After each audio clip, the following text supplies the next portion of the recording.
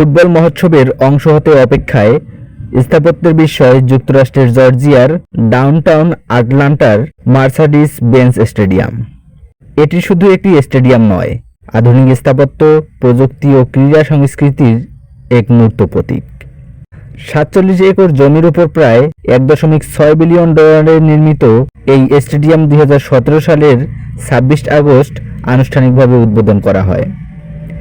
স্টেডিয়ামটির সবচেয়ে আকর্ষণীয় দিক হল এর বিশাল রিট্রেক্টেবল ছাদ। ক্যামেরার সামনে যখন এই ছাদ ধীরে ধীরে খুলে যায়, তখন মনে হয় যেন সায়েন্স ফিকশনের সীমানার দৃশ্য চলছে। ৮টি বিশাল ধাতব প্যানেল দিয়ে তৈরি এই ছাদ মাত্র কয়েক মিনিটেই সম্পূর্ণ খোলা বা বন্ধ করা যায়। এছাড়াও এই স্টেডিয়ামে রয়েছে ১,১০০ ফুট দৈর্ঘ্য ও ৫৮ ফুট প্রশস্ত বৃত্তাকার হ্যালোবোর্ড ভিডিও স্ক্রিন। দর্শকরা যে প্রান্তেই থাকুক না কেন, চোখের সামনে বিশাল ডিজিটাল স্ক্রিন থাকবেই। প্রায় ৭১,০০০ দর্শক ধারণ ক্ষমতা সম্পন্ন এই স্টেডিয়ামটিতে ফিফা বিশ্বকাপের ২০২৬-এর মোট ৮টি ম্যাচ অনুষ্ঠিত হবে।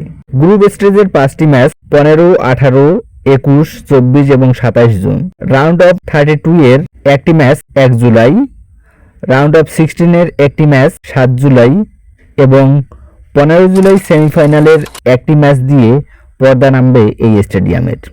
ভিডিওটি শেষ পর্যন্ত দেখার জন্য ধন্যবাদ। এমন নিত্য নতুন ভিডিও পেতে চ্যানেলটি সাবস্ক্রাইব করে পাশেই থাকুন।